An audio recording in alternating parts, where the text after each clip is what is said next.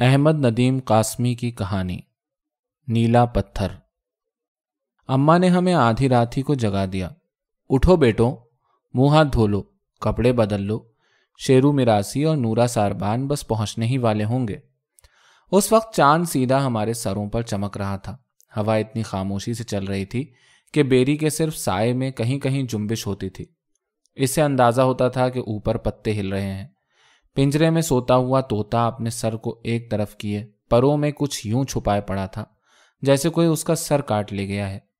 بلی روئی کا ایک گالا بنی بیٹھی تھی۔ مانو، میں نے اسے بلایا تو وہ اٹھی، انگڑائی لی تو وہ اپنے قد سے ڈیوڑھی لمبی ہو گئی۔ پھر وہ وہیں سے کود کر میری چارپائی پر آ بیٹھی اور خرخر کرتی ہوئی میری گود میں گھسنے لگی۔ تم نے بلی کی عادتیں بگاڑ دی ہیں۔ اماں جو ہمارے لیے چوری بنانے کی خاطر چولہا جلا رہی تھیں بولیں، اب تمہارے جانے کے بعد یہ 2-3 دن تک تو روتی پھرے گی۔ بھائی جان نے پوچھا، اور اماں ہمارے چلے جانے کے بعد آپ تو نہیں روئیں گی نا؟ نہیں تو، اماں بولی اور پھر رونے لگی۔ ہم چارپائیوں پر سے کود کر اماں سے لپٹ گئے اور اماں ہم دونوں کے سروں پر ہاتھ پھیرتے ہوئے روتی رہیں اور کہتی رہیں، میں کیوں روؤں؟ میں زندگی بھر کیا کم روئی ہوں کہ اب بھی روؤں، جب میرے بچے میرا سہارا بننے والے ہیں؟ پھر جب تم دونوں نوکر ہو جاؤ گے نا تو میں اپنی گزری ہوئی زندگی سے جی بھر کر بدلے لوں گی۔ میں نواڑ کے پلنگ پر سوؤں گی، میں ریشم کی چادر اوڑھوں گی، میں تلا گز جوتے پہنوں گی اور تمہاری بیویوں سے اپنے پاؤں دبواؤں گی۔ ہماری بیویاں آج کل کہاں رہتی ہیں اماں؟ میں نے پوچھا، اور بھائی جان ہنسنے لگے۔ پاگل ہے یہ چھوکرا، شرم نہیں آتی؟ اماں بھی ہنسنے لگی اور مجھے سینے سے بھینچ کر بولی، وہ تمہارے چچا کی بالا خانے کی ممٹی پر ایک بڑا سا ستارہ چمک رہا ہے نا، اس میں رہتی ہیں۔ یہ ستارہ تھوڑا تھوڑا ہل رہا ہے، بتاؤ کیوں ہل رہا ہے؟ میں بیری کے سائے کی ہلکی ہلکی جنبش دیکھ رہا تھا۔ فوراً بولا، ہوا سے ہل رہا ہے۔ اور اماں ہنستی ہوئی بولی، نہیں بیٹا، ہوا سے کہاں ہل رہا ہے، ستارہ اس لیے ہلتا ہوا معلوم ہو رہا ہے کہ تمہاری بیویاں تمہیں دیکھ دیکھ کر خوش ہو رہی ہیں اور تالیاں بجا بجا کر ہنس رہی ہیں اور کہہ رہی ہیں کہ اس بڑھیا کے ٹھاٹ دیکھو، ہم سے پاؤں دبوائے گی، یہ منہ اور مسور کی دال۔ یہ کہہ رہی ہیں؟ میں نے بگڑ کر کہا، میں انہیں ماروں گا۔ اچانک بلی چارپائی سے کود کر پھر سے میری گود میں گھس آئی۔ اماں نے اس کی گردن کا چمڑا چٹکی میں لے کر اسے اٹھا لیا اور اسے ایک طرف ڈال کر پانی سے اپنا پوٹا دھوتے ہوئے بولیں، اس بے زبان کو تو پتا چل گیا ہے کہ اتھر گرمیوں کی چھٹیاں گزار کر واپس کیمبل پور جا رہا ہے۔ ہم نے منہ ہاتھ دھو کر کپڑے بدلے، چوری کھائی اور نورے کا انتظار کرتے کرتے تھک گئے تو اماں کے کہنے پر اسے بلانے نکلے۔ گاؤں بالکل چپ تھا، جیسے سانس روکے پڑا ہے، جیسے کتے تک مر گئے تھے۔ بھائی جان، مجھ پر سناٹے کا ہال مسلط ہونے لگا۔ چلیے واپس چلیں، خود اماں کہتی ہیں کہ آدھی رات کے بعد گلیوں میں جن گھومتے ہیں۔ بھائی جان بولے، اماں یہ بھی تو کہتی ہیں کہ آیت الکرسی پڑھنے سے جن بھاگ جاتے ہیں، آیت الکرسی پڑھو۔ میں نے سوچا اگر ایسی بات ہے تو خود بھائی جان آیت الکرسی پڑھتے ہوئے آگے کیوں نہیں بڑھتے، جبکہ نورے کا گھر کل 2 گلیاں دور ہے۔ مگر میرے پاس زیادہ سوچنے کا وقت نہیں تھا۔ میں آیت الکرسی پڑھنے لگا۔ ابھی میں ولا نوم تک ہی پہنچا تھا کہ گلی کے پرلے سرے پر ایک جن نمودار ہوا۔ بھائی جان، میں نے چیخنے کی حد تک سرگوشی کی اور بھائی جان سے لپٹ گیا۔ آیت الکرسی پڑھو۔ انہوں نے بھی چیخ کی حد تک سرگوشی کی اور اپنے آپ کو میری گرفت سے آزاد کیا۔ اماں کہتی ہیں کہ جن سے ڈر کر بھاگنے سے آدمی مر جاتا ہے، پھر جن ان بچوں کو تو کچھ نہیں کہتے جو آیت الکرسی پڑھتے ہیں۔ گلی کے پتھر لڑک اور بج رہے تھے اور اب جن ہم سے کوئی 10 گز دور رہ گیا تھا۔ پھر وہ وہیں رک گیا اور بولا، کون ہو تم؟ جن ہو؟ بھوت ہو؟ کون؟ بولو ورنہ پتھر مارتا ہوں۔ اور اس نے جھک کر ایک پتھر اٹھا بھی لیا۔ بھائی جان فوراً بولے، مگر عجیب طرح بولے، میں ان کی آواز پہچان ہی نہیں سکا۔ ہم اکبر اور اتھر ہیں۔ اوئے بیڑا تر جائے تمہارا۔ وہ پتھر زمین پر پھینک کر ہاتھ جھاڑتے ہوئے بولا، میں تو ڈر گیا تھا، تم تو میرے سائیں ہو، میرا تو دل میرے 4 طرف دھڑکنے لگا تھا۔ میں بھی کہوں یہ کون ہاتھ بھر کی چیزیں کھڑی ہیں؟ اور پھر وہ ہنسا۔ تم کون ہو؟ اب کے بھائی جان باقاعدہ کڑ کے۔ وہ بولا، میں تمہارا دھوبی ہوں، زمان دھوبی۔ کیا کر رہے ہو یہاں آدھی رات کو؟ میں پہلی بار بولا، ہماری چھٹیاں ختم ہو گئی ہیں، ہم کیمبل پور جا رہے ہیں، ہم شیرو میراسی اور نورے ساربان کا انتظار کر رہے ہیں۔ تم اس وقت کیا کرتے پھرتے ہو؟ بھائی جان نے زمان سے ایسے سوال کیا जैसे उस्ताद बच्चों से पूछते हैं। जमान बोला, मैं पत्थर काटने जा रहा हूँ। रोज इस वक्त घर से निकलता हूँ। सुबह की नमाज नीली ढेरी पर पढ़ता हूँ, फिर वहां नीला पत्थर काटता हूँ। तुम्हारे चचा नया मकान बनवाएंगे ना, नीले पत्थर का। क्या धोबी भी पत्थर काटते हैं? भाईजान ने हैरान होकर पूछा। और जमान ने जवाब दिया, जब धोबी के पास धोने को कुछ ना हो तो उसे पत्थर ही काटने चाहिए, वरना वो इंसानों को काटने लगेगा। वो जरा सा रुका, मगर हमें खामोश पाकर हंस दिया। फिर बोला, क्या करूं, 6 बच्चे हैं, न उनकी माँ है न दादी, सब मुझ में घुसे चले आते हैं बिल्ली के बच्चों की तरह। सबका दोजख भरना होता है, और खुदा मेरा सहारा है और मैं उनका सहारा हूं। सहारा? मैंने सोचा, ये सहारा क्या होता है? अभी अभी अम्मा भी कह रही थी कि तुम मेरा सहारा हो। अब ये जमान धोबी भी कह रहा है कि खुदा इसका सहारा है और वो अपने बाल बच्चों का। आखिर क्या होता है ये सहारा? क्यों भाईजान, ये सहारा क्या होता है? मगर भाईजान ने तो मेरी बात सुनी ही नहीं, ताली बजा दी। आ गया नूरा, उन्होंने नारा मारा। अब नीली ढेरी पर मुलाकात होगी। जमान धोबी बोला, खुशाब का रास्ता वहीं से गुजरता है ना। मैं तुम्हें एक नीला पत्थर दूंगा जो मैंने छुपा कर रखा हुआ है। उसमें गहरी नीली लहरें हैं और नीली नीली चिड़ियां सी उड़ रही हैं और नीले नीले फूल से खिल रहे हैं। कुदरत भी अजीब अजीब खेल खेलती है। मैं तो दोपहर को भी वो पत्थर देखता हूँ तो जी चाहता है कि नमाज पढ़ने लगूं। ले जाना अपने साथ, अपने चाचा जी को देना, कहना जमान धोबी ने भेजा है, वो खुश होंगे। खुदा के बाद हम गरीबों का वही तो सहारा है। सहारा? मैं बाकायदा चौंक पड़ा, मगर जमान आगे बढ़ गया था। दूर से ऊंट कितना बहुत सा लंबा लग रहा था। उसकी गर्दन में लटकी हुई घंटी यूं बज रही थी जैसे कोई लड़की गा रही है।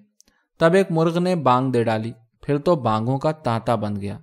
कादरे के बाड़े में एक बकरी मिमियाई और फौरन बाद उसका कुत्ता भौंका। गांव ने अंगड़ाई सी ली, जैसे हमें रुखसत करने के लिए उठ बैठा है। मैं अंदर भागा। फिर शेरू दरवाजे पर से पुकारा, बीबी जी पर्दा, मैं अंदर आकर बच्चों का संदूक उठा लूं। 2 संदूक हैं, मैंने शेरू को डांटा। हा हा हा। शेरू ने मेरी बगलों में हाथ रखकर मुझे पकड़ा और अपने सर से भी ऊंचा ले गया। अब तो मेरा छोटा साईं भी संदूक वाला हो गया। तुम्हारी मूछें कब निकलेंगी? जल्दी जल्दी से बड़े हो जाओ ना, फिर मैं तुम्हारी शादी पर ऐसा ऐसा ढोल बजाऊंगा कि तानसेन ने भी ऐसा ढोल ना बजाया होगा। तुम ही तो मुझ गरीब का सहारा हो।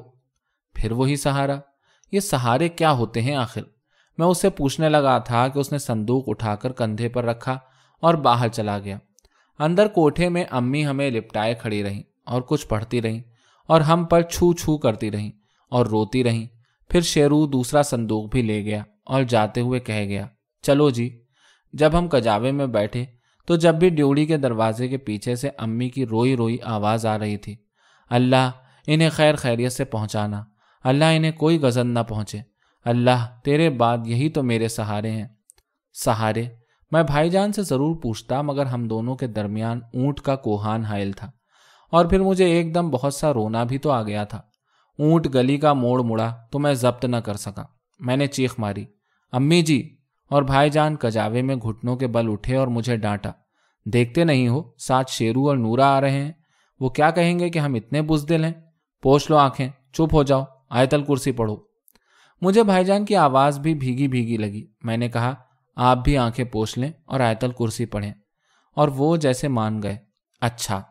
फिर मैंने कजावे में घुटनों के बल खड़े होकर कहा, भाईजान जब जमान धोबी अपने बच्चों को घर में छोड़कर नीली ढेरी पर जाता होगा तो हमारी तरह रोता होगा। क्यों? वो क्यों रोए? भाईजान ने पूछा। मैंने कहा, हम अपनी अम्मी के सहारे हैं, वो अपने बच्चों का सहारा है। हम रो रहे हैं तो वो क्यों नहीं रोता? मैं सहारे को फिक्रे में इस्तेमाल करके बहुत खुश हो रहा था। चुप रहो, भाईजान बोले, ये तुम आयतल कुर्सी पढ़ रहे हो। गांव से बाहर जब ऊंट खेतों की एक पगडंडी पर चलने लगा तो नूरे ने उसे रोक लिया। फिर शेरू ने कजावे के करीब आकर कहा, लो जी अब मैं वापस चलूं, बच्चे जागे तो मुझे खाट पर ना पाकर रोएंगे। तुम अपने बच्चों के सहारे होना चाचा शेरू। मैंने सहारे का एक और फिक्रा गढ़ा और शेरू ने नूरे से कहा, देखा नूरे कैसी चटाक पटाक बातें करने लगा है मेरा छोटा साईं। फिर उसने अपना हाथ ऊपर कजावे की तरफ बढ़ाया। मैंने कजावे में से अपना हाथ लटकाकर मुसाफा किया तो वो मेरे हाथ को हौले हौले हिलाकर कहने लगा, वादा करो जी कि इस 1 साल में तुम एकदम 10 साल बड़े हो जाओगे। कहीं मैं तुम्हारी जवानी की राह तकते तकते खिसक ही ना जाऊं और कहीं ये हसरत दिल ही में न ले जाऊं कि मियाँ अकबर और मियाँ आथर की शादी पर मैं 200 रुपए कमाऊंगा और अपनी माँ के दांत लगवाऊंगा। लिख लो किसी किताब में, 200 से कम 1 पैसा नहीं लूंगा। तुम कम दोगे तो रूठ जाऊंगा।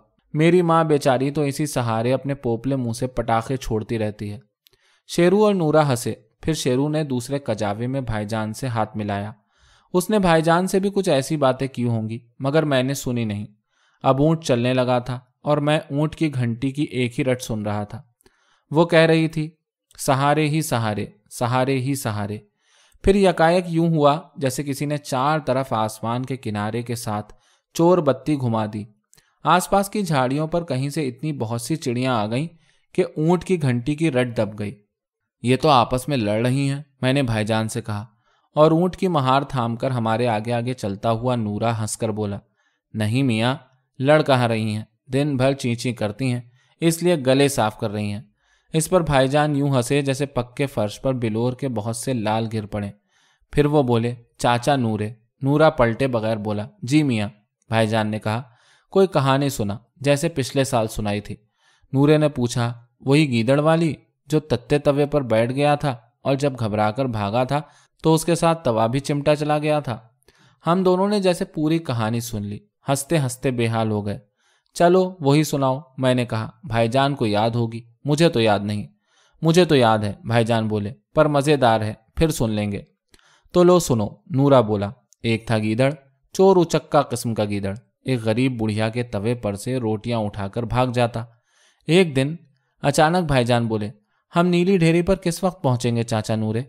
नीली ढेरी पर? नूरे ने जैसे सोचा, जब सूरज पूरा तबाक सा निकल आएगा ना, उस वक्त हम नीली ढेरी पर होंगे। उस वक्त तक जमान धोबी कितना नीला पत्थर काट चुका होगा? मैंने पूछा। अरे, नूरे ने चलते चलते पहली बार पलट कर देखा। मियाँ, तुम्हें किसने बताया कि जमान पत्थर काटता है? भाईजान बोले, हम तुम्हारी राह देख रहे थे तो गली में से गुजरा था, कहता था मैं तुम्हें नीली ढेरी पर मिलूंगा। अच्छा, नूरा मुतमईन हो गया। फिर बोला, ये लोग जाते ही तो पत्थर नहीं काटने लगते। अगर कल का पत्थर रखा होगा तो उसे काटेंगे, वरना सुबह सवेरे बारूद भरेंगे, फिर बारूद को फिलीता लगाएंगे, जोर का एक गोला छूटेगा, चटाने खरबूजों की तरह फाड़ी फाड़ी हो जाएंगी। तब जमान और दूसरे मजदूर उनको जमा करके उन्हें हाथ हाथ भर के पत्थरों में काटेंगे। अरे, इतनी मेहनत करनी पड़ती है? भाईजान बोले। हाँ जी, नूरे ने तायद की। खून पसीना एक करना पड़ता है, हड्डियों के अंदर का गूदा खुश्क करना पड़ता है, तब जाकर बाल बच्चों के लिए एक रोटी कमाई जाती है। भाईजान को सदमा सा पहुंचा। बोले, तो फिर हमारे चचा जान ईंटों का मकान क्यों नहीं बनवा लेते? अरे नहीं मियाँ, नूरा हंसा। नीले पत्थर के मकान की तो शान ही और है। अकबर बादशाह नीले पत्थर ही के महल में रहता था। नीले पत्थर को बस लोहा समझो। मिस्त्री जब उन्हें संवारते और बराबर करते हैं तो एक एक पत्थर एक एक दिन लेता है। अच्छा, हाँ जी। सूरज का माथा मशरिक में चमका तो नीली ढेरी की तरफ एकदम बड़े जोर का धमाका हुआ और आसपास की पहाड़ियां देर तक बजती रहीं। ये लो मियाँ, नूरा बोला, बारूद से चट्टान फाड़ दी। अब जब हम नीली ढेरी पर पहुंचेंगे तो जमान और दूसरे लोग पत्थर काट रहे होंगे। हम नीली ढेरी पर पहुंचे तो 2 आदमी भागते हुए हमारे पास से गुजरे। नूरे ने उन्हें टोका, क्या बात है, खैर तो है? खैर कहाँ भाई, उनमें से एक बोला, किसी से गलती हो गई। अभी लोग ठीक तरह से छुपने भी ना पाए थे कि धमाका हो गया और चट्टान के टुकड़ों ने मजदूरों को उधेड़ कर फेंक दिया। कितने ही लोग लहूलुहान हो रहे हैं। हम गांव से आदमी लेने जा रहे हैं, उन्हें उठवाकर कस्बे के अस्पताल में पहुंचाने के लिए। जमान तो ठीक है ना? मैं कजावे में घुटनों के बल खड़े होकर पुकारा। जमान? उस शख्स ने पूछा। हाँ हाँ भाई, अपना जमान धोबी, नूरा बोला। अच्छा हाँ, वो धोबी? वो शख्स बोला। नीले पत्थर की किरचों से उस बेचारे की तो आंखों की पुतलियां ही टूट गई हैं। कांच की सी तो होती है आदमी की आंख। भाईजान जैसे फरियाद करते हुए बोले, मगर जमान तो कहता था खुदा उसका सहारा है और वो अपने बच्चों का सहारा है। वो शख्स जल्दी में था, जाते हुए बोला, उस बेचारे ने तो बस एक ही रट लगा रखी है, मेरे बच्चों का क्या बनेगा, मेरे बच्चों का क्या बनेगा, क्या बनेगा, क्या बनेगा, क्या बनेगा। ऊंट की गर्दन में बजती हुई घंटी के इस सवाल ने पूरी नीली ढेरी को अपने मुहासरे में ले लिया था और आसपास की ढेरियां उस गूंज की झोलियां भरकर जैसे ऊपर आसमान की तरफ उछाल रही थीं।